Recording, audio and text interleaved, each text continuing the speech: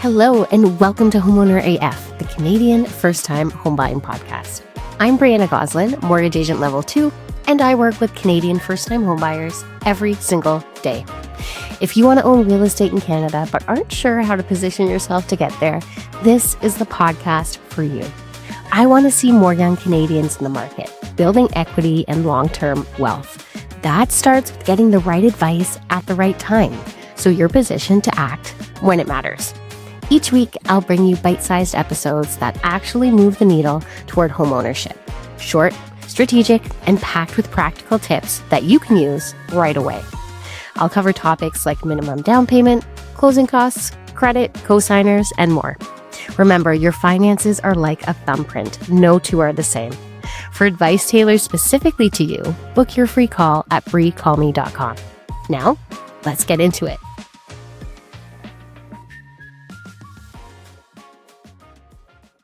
Hello and welcome to Homeowner AF. Today, I'm going to talk about one of my biggest icks as a mortgage professional, and that is the adage that single Canadians cannot buy a home on their own. That's simply not true, and I will validate that it is more difficult as a single person to purchase a home in Canada, more specifically Ontario, and in the city centers like the GTA and the GVA. It's tough, it's hard, but it's possible. And I do have the data to back it up. Last year, 30% of my clientele were single, female, first-time home buyers. I work with guys too, but the women tend to find me. So these women made it happen last year. Some worked with me for 2 months. Some worked with me for 3 years to hit that runway to be able to purchase their first home. So I share that because it absolutely is possible. But there are some considerations that we need to make starting at the beginning. So I'm going to talk you through some things that I have my first-time home buyers note when they are applying for a mortgage on a single income. So typically the process is the very same as somebody who is applying for a mortgage as a 2-income household, or if they're partnered, we have a meeting. I ask you 1,000,001 questions and I determine what your needs are for your mortgage. And then you fill out my online application and give me all the documents I need to be able to suss out what your real financial situation is right now and where you want to go. So by looking at both of those things, I'll help you devise a plan and some next steps that will put you in a position to purchase a home in the area that you want. So first of all, some strategies that we explore together are centered around your down payment. So where is your down payment being held? And if you haven't opened an FHSA, I urge you to do that because there are different strategies that we can employ to really maximize those savings. And if you already have a down payment or some down payment funds, then that tells me that you have great financial habits, and that's good news. So what we may need to do is tweak where you are putting your money or how you are saving your money so that we can expedite those savings, supersize your down payment, and make up for maybe the shortfall that just that one income is creating. We can make up for it in down payment. Now, another way that we can make up for this shortfall in down payment is by asking for gifted funds.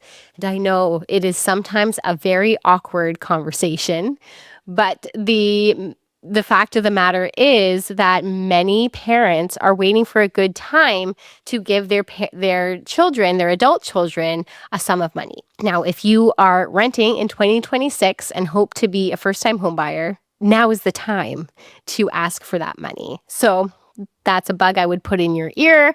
I would tell you, hey, you should be asking for that down payment. Next, we take a look at what kind of properties you're looking at. And I usually suggest for first-time home buyers, whether you're partnered or even if you are looking alone, are you open to an owner-occupied rental situation?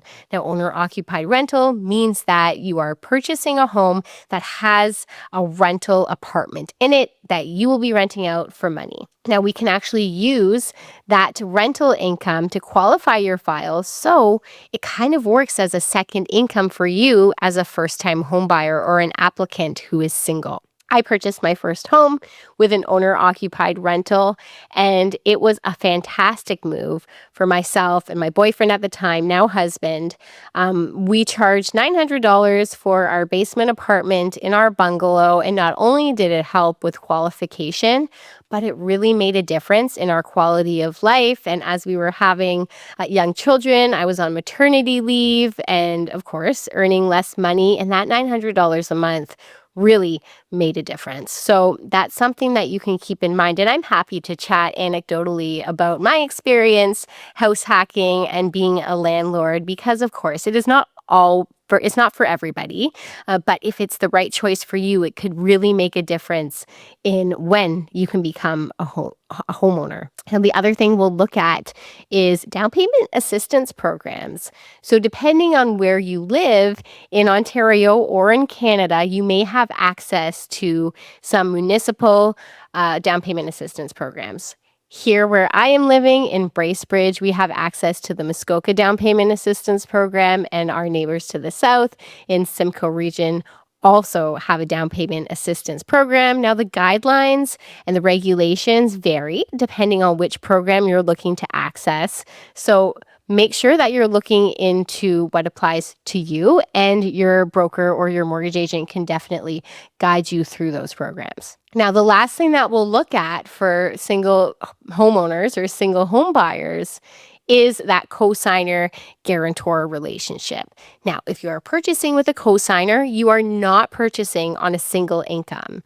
What is happening is you are essentially borrowing that person's income to qualify your mortgage file, and they are completely liable for that mortgage payment should you not pay it or should you default on the mortgage. Now, I'm going to do an entire podcast episode about guarantors and cosigners, so wait for that to come out. But this is definitely if you have somebody who earns a considerable income and has very little debt and has a great relationship with you, who is willing to cosign with you, that's another way that you can get into the market. Now, if you want to talk to me about your specific situation and see what the likelihood is of you becoming a homeowner or when that may happen for you, then go ahead and book a call at www.briecallme.com.